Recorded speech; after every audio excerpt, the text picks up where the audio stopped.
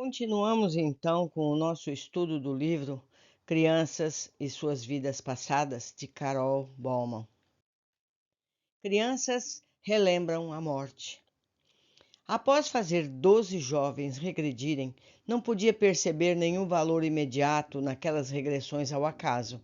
As existências de que se recordavam eram ricas em histórias e fascinantes de se ouvir. Mas que significado teria para eles? Nenhum trauma nem assunto pendente que precisasse ser resolvido havia aflorado.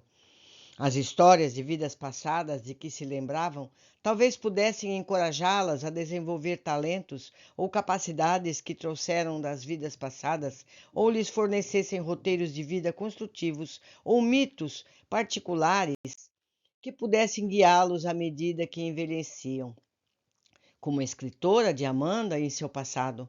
Mas será que as crianças se lembrariam dessas introvisões ao crescerem? Eu não tinha certeza. Embora não tenha visto nenhuma cura significativa como a ocorrida com meus filhos, a experiência tinha sido bem-sucedida, ao menos em outros aspectos. Aprendi que outras crianças podem regredir a vidas passadas facilmente e vi que não houve nenhum efeito colateral causado pela regressão. O processo funcionou melhor com crianças mais velhas, de 8 a 11 anos.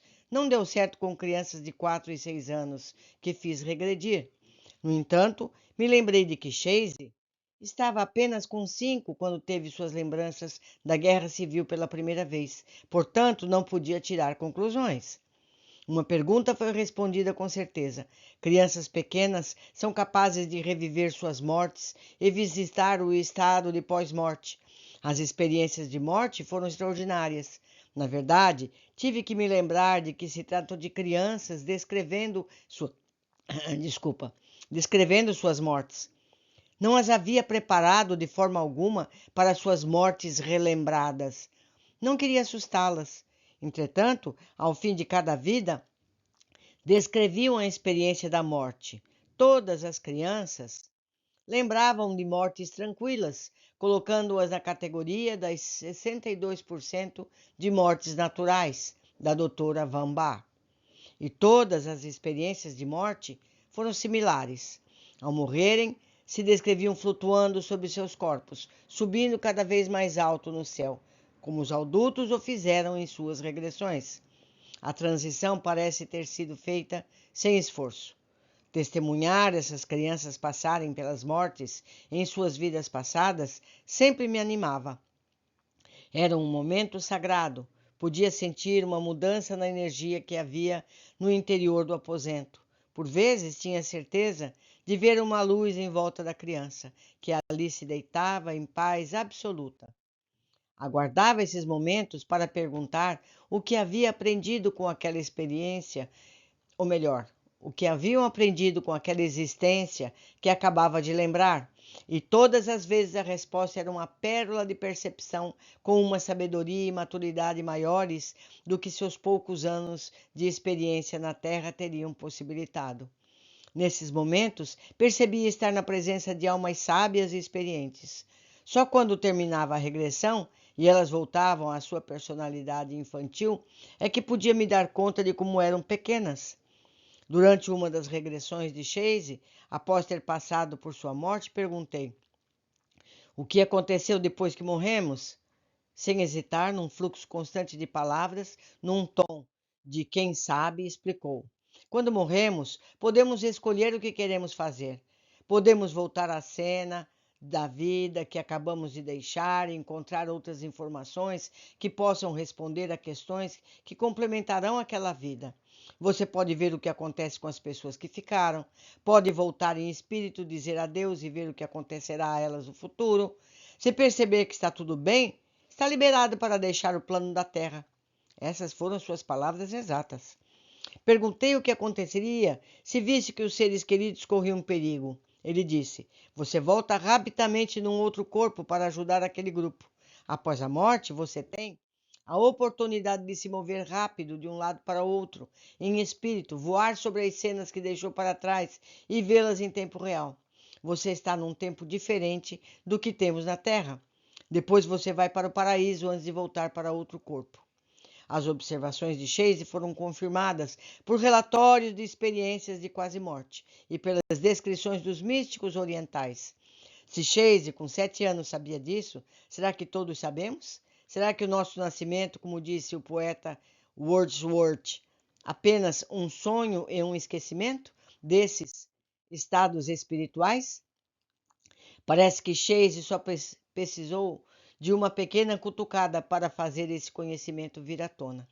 Foi durante esse tempo de experimentação que as ansiedades de Chase na Guerra Civil foram provocadas na Guerra do Golfo e eu o fiz regredir de novo.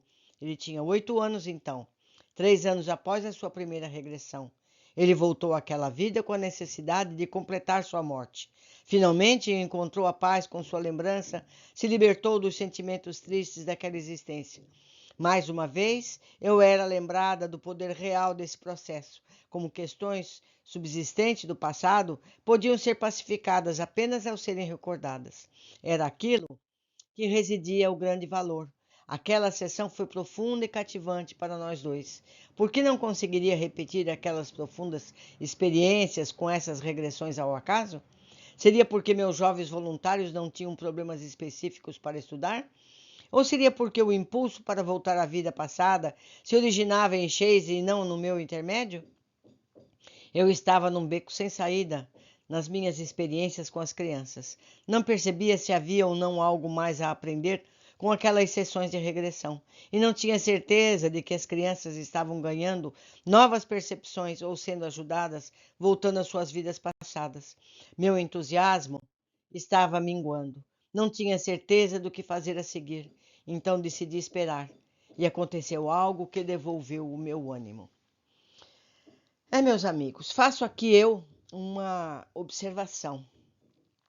Nos livros sobre vidas passadas, nos livros que partem do kardecismo, existe uma descrição intensa dos planos espirituais, coisa que não acontece aqui, porque se trata provavelmente de crianças e também porque essa fase passa a ser apagada dessas mentes para não fazer uma confusão. Porque, como dizem os espíritas, a gente precisa focar na vida presente, a vida encarnada. Porque se a gente tiver pleno conhecimento da vida pré-encarnação, teríamos 2 vidas para administrar. E a gente não dá conta nem da nossa vida, quem dirá da vida de 2 vidas. Não é verdade? Então, as pessoas que quiserem ter um conhecimento mais amplo dos planos espirituais vividos por longo prazo, porque consta que nós ficamos praticamente uma encarnação nos planos espirituais. 50, 60 anos. Algumas pessoas ficam séculos, depende muito de cada um. Outras encarnam em seguida, como é o caso que nós estamos vendo das crianças. Não é verdade? Geralmente a lembrança de vida passada em crianças é porque esse encarne foi muito rápido. Não houve uma vivência nos planos espirituais plena, com trabalho e responsabilidades. Então, para compreender completamente, seria interessante que vissem, mesmo que não partilhem de conceitos religiosos, vejam os livros de André Luiz, os livros de Kardec, para poderem ter uma visão completa do tema. Por hoje ficamos por aqui, aguardo todos no próximo capítulo.